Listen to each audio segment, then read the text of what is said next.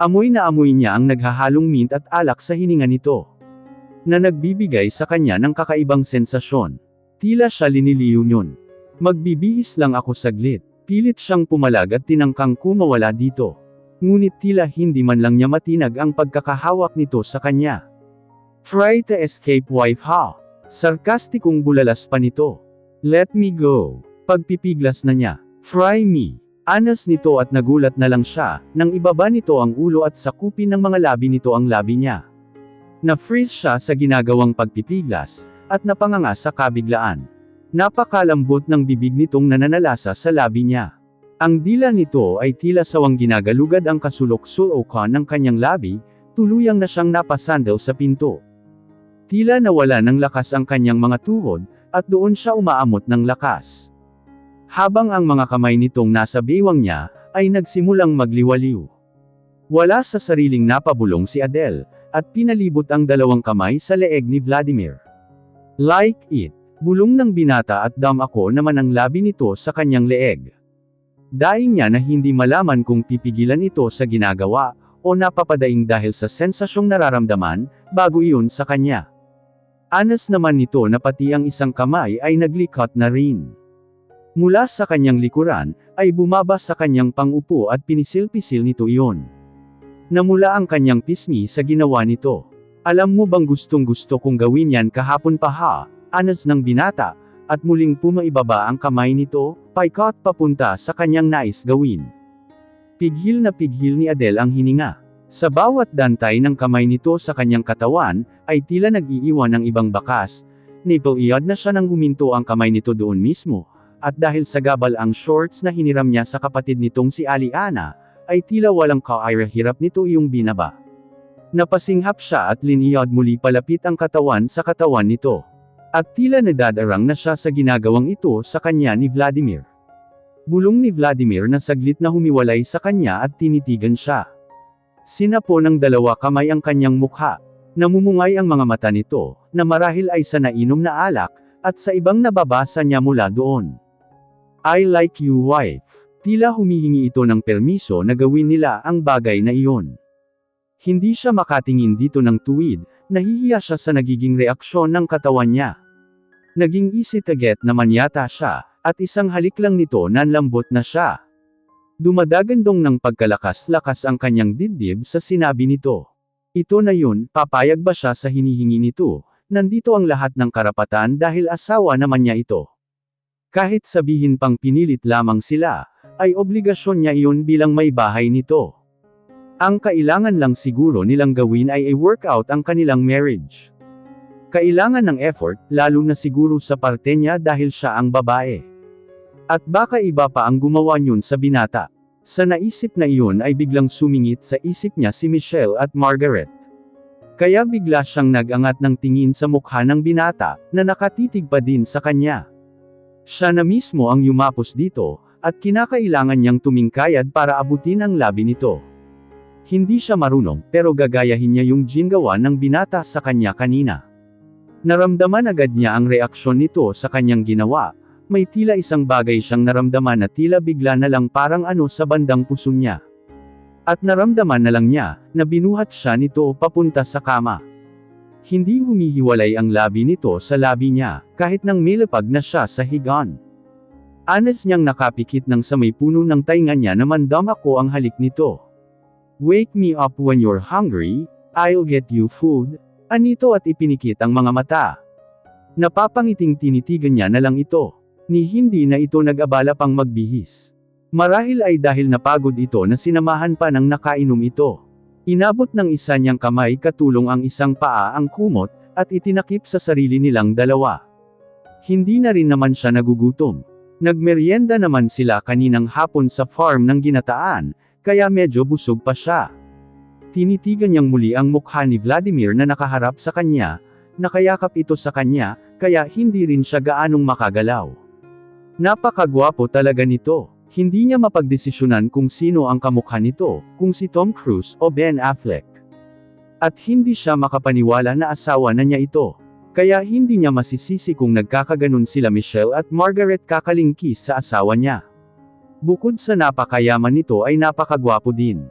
Ano na kayang mangyayari sa kanila sunod? Lalo na ngayon may nangyari na sa kanila.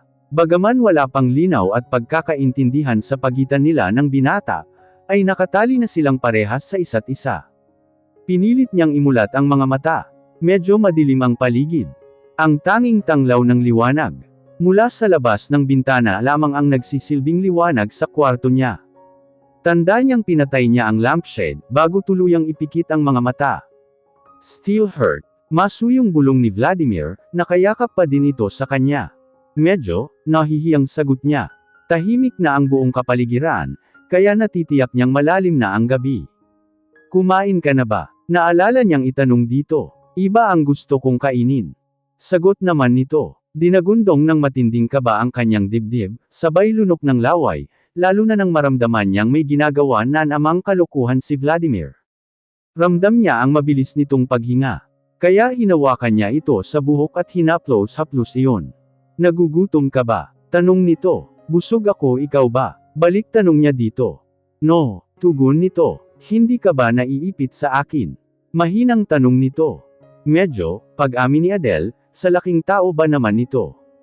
Nagulat pa siya nang bigla itong gumalaw, at sa isang iglap ay siya na ang nasa taas nito. Vladimir, I want to sleep with you on top of me, nakapikit nitong sabi na pinalibot na ang mga kamay sa kanyang katawan. Baka mabigatan ka sa akin, nag-aalalang sabi niya na pulang-pula ang mukha. Let's stop now talking, baka magwala ulit ang kasama ko, at atakehin ka ulit. Pagbibiro nito na saglit na dinilat ang mata, at kinindatan siya. Lalong namula ang kanyang mga pisngi sa sinabi nito. That soon, ganun ba katakaw ang kasama nito? Napatawa si Vladimir, you're blushing. Nakangiwi ang mukha na bumiling patagilid ng higa si Adele. Nasisilaw kasi siya sa liwanag, na nanggagaling sa liwanag mula sa kanyang bintana. Ramdam niya ang pananakit ng buong katawan. Lalo na sa bandang ibaba sa kanyang ano mismo. Yung pakiramdam na nakipagbalyahan siya sa 10 tao, kaya tila nalamag ang kanyang nararamdaman. Bukod pa sa tila mainit ang temperatura ng kanyang katawan. Mukhang lalag na teen pa yata siya. Tila nabigla ang kanyang katawan sa pananalaki ni Vladimir. Nakailang hirit ba naman kasi sila ng magdamag, tila ito sabik na sabik sa kanya, at halos 1 oras lang ang ibibigay na pahinga sa kanya, at aatakehin na naman siya nito. At ang traidor naman niyang katawan, ay tila wala ring kapaguran na tumutugon at sumasabay sa binata.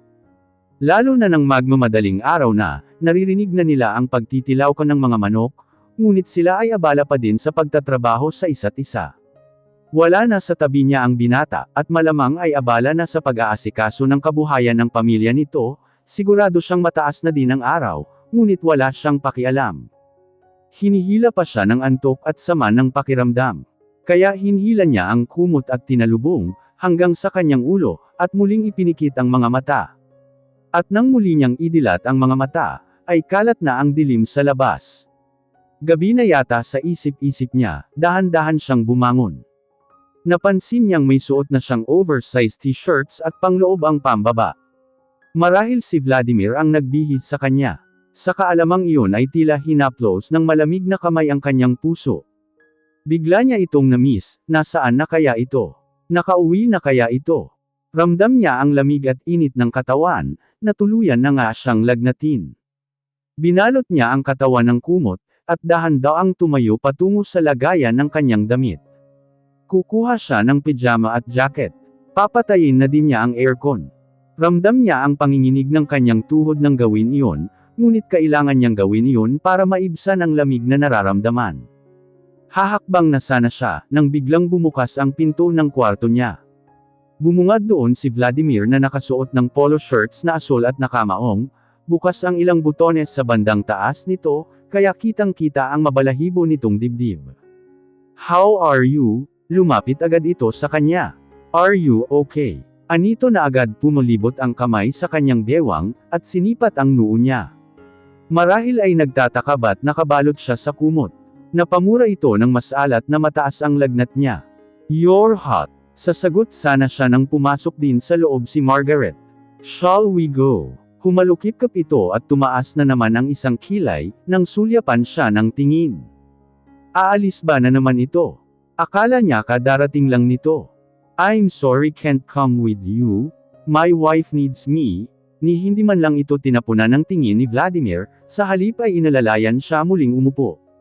You should have called me. Sabi nito. But Vladimir alam mo namang. Aalma pa sana si Margaret, ngunit hindi na pinatapos ng binata ang anupang sasabihin nito. Look Margaret, I have all the time para harapin sa ibang araw yang sinasabi mong client, but for now my wife, need me, do I have to repeat it twice? Pinisil niya ang kamay nito, para sawayin nang makitang nanlaki ang mata ni Margaret. Marahil hindi nito inaasahan ang sasabihin ni Vladimir. Okay, ngunit nakabawi naman agad ito, at muling tinaas ang isang kilay. I'll see you tomorrow then, at walang palem na tumalikod, at tila nagmamartsang lumabas sa kwarto nila. You should have called me, baling naman ng binata sa kanya. I thought you were okay and need rest, kaya hindi kita pinapaistorbo sa mga katulong. Pati breakfast mo pala hindi mo rin kinain, tila bata siyang paslit na pinapagalitan nito. Saka lang niya napansin ang tray na nasa may tokador, at puno ng pagkain. Wait here, kukuhaan kita ng damit, ani pa nito at nagmamadaling ng halungkat sa closet. Kumuha ito ng ternong pijama. Here, itinayo siya nito, at akmang huhuberin ang kanyang shirt na suot ng pigilan niya. No it's okay, kaya ko na, nahihiyang pigil niya dito. Napatitig ng madiin sa kanya ang binata. Nakita ko na lahat-lahat yan, so no need to be shy, besides you're weak, anito at pinatuloy na ang naudlot na gagawin. Hinubad nito ang t-shirt niya, at sinuotan siya ng pangtaas na pijama. Pagkatapos ay sinunod ang pangbaba na pijama. You have to eat, wait here magpapakuha ako ng pagkain sa baba. Hindi ako nagugutom Vladimir, tanggi niya. Ang gusto niya ay humiga na lang ulit at matulog. No just wait here, you have to take medicine, so you need to eat first. Iyon lang at lumabas na ito ng kanyang kwarto. Nasundan na lang niya ito ng tingin. Na-touch siya sa pinapakitang pag-aalala nito sa kanya. Sana ay nagsisimula na ring mahulog ang loob nito sa kanya, tulad ng nararamdaman niya para dito. Hindi niya masabi kung kailan mismo, dahil ilang araw pa lang naman niya ito na-meet. At nung isang araw lang sila kinasal. Basta ang alam niya ay parte na ito ng buhay niya. Nang 5 minuto na hindi pa rin ito bumabalik, ay pinasya niya munang humiga. Nilalamig na naman kasi siya. Hindi pa pala napatay ang aircon mamaya, kapag dumating ito ay ipapakisuyo niyang ipa-off. Nagtalukbong na lang siya ulit, at ipinikit ang mga mata. Han! Narinig niya ang boses ni Vladimir, at ang banayad nitong pagtapik sa kanyang pisngi. Iminulat niya ang namumungay na mata. Napansin niyang nakapagbihis na ito ng sandong puti, at naka-boxer shorts lang. I hate to disturb you, but you have to eat para makainom ka ng gamot, malumanay na sabi ni Vladimir. Kitang-kita niya ang matinding guilt na nasa mata nito. Marahil sinisisi nito ang sarili sa nangyayari ngayon sa kanya. Tatanggi sana siya, pero mas piniling tumango na lang. Sayang naman ang effort nito. Bukod doon natitiyak niyang hindi rin siya mananalo sa binata. Inalalayan siya nitong bumangon, at sinandal paupo sa headboard ng kama. Saka pinatong ang bed table na may mga lamang pagkain. Umuusok pa sa init yung sabaw na nakita niya doon. Pagkakita sa pagkain ay tila nagwala naman ang mga alaga niya sa tiyan. Saka naalalang maghapon palang walang laman ang kanyang sikmura. Kinuha niya ang mga kubyertos, at nag-umpisang kumain. Naikinangiti ng binata. Ikaw kumain ka na? Tanong ni Adele sa pagitan ng pagsubo. Yes, bago kami bumalik dito ni Margaret. Tugon naman nito. Natahimik na ang dalaga. Ang ibig sabihin ay magkasama na naman pala ang mga ito, at siguro sa buong maghapon na iyon. Hindi na rin nagtanong pa ang binata. Basta nakatingin lang ito sa kanya. Pagkatapos niyang kumain, ay inabot nito sa kanya ang gamot, na para sa lagnat at body pain daw. At nang makainom ay nagpaalam siyang magbabanyo muna. Inalalayan siya nito papunta doon, papasok pa sana sa loob, ngunit pinigilan na niya ito. Masyado na iyong nakakahiya. Pagkatapos makapagbawas, ay nagsipilyo lang siya ng ngipin at lumabas na doon. Ayaw muna niyang magbabad sa tubig, nilalamig pa siya no.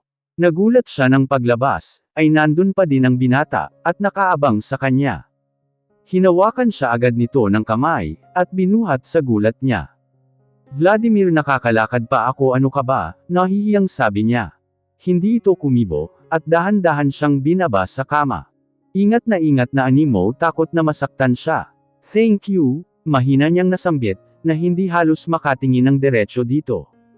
No rest, ani pa ni Vladimir na inayos ang kumot, at linagay hanggang sa dibdib niya. Ikaw din, aniyang nahahati ang nararamdaman ng mga sandaling iyon. Nasisiyahan at nahihiya sa pag-aalaga na iyon ng binata. Ang daddy niya ang gumagawa nun lagi sa kanya, kapag may sakit siya. Of course, dito ako matutulog sa tabi mo, would you mind? Ani Vladimir na humiga na din, at tumabi sa kanya. Hindi na hinintay kung papayag siya o hindi. At sa panlalaki ng mga mata niya, ay yamakap pa ito sa kanya na nakaharap. Baka mahawa ka sa akin. Naasiwang sabi niya. Amoy niya ang mabangong sabon na ginamit nito. Sumat-alang siya ay hindi pa nakakapaglinis ng katawan, mabuti na lang kahit papaano ay nakapag-toothbrush siya ng ngipin. It's okay, ako naman ang may kasalanan, ba't ka nagkaganyan? Pilyong sagot nito. Namula na naman ang pisngi niya. Hindi rin naman siguro, baka sa pagligaw din namin kahapon ni Bobby sa batis, tirek na tirek ang araw kasi nun. Napansin niyang pumormal ang mukha nito, pagkabanggit sa pangalan ng pinsan. From now on, I don't want you to see with him, maliwanag ba yan? Formal ang boses nito. Hindi siya nakaimik. Sa halip ay hinakap na lang ang isang braso sa dibdib nito at pumikit. Ayaw niyang masira ang mood nito. Matulog na tayo, aniya na lang. Bumantong hininga muna si Vladimir, bago niya naramdamang humalik ito sa kanyang noo.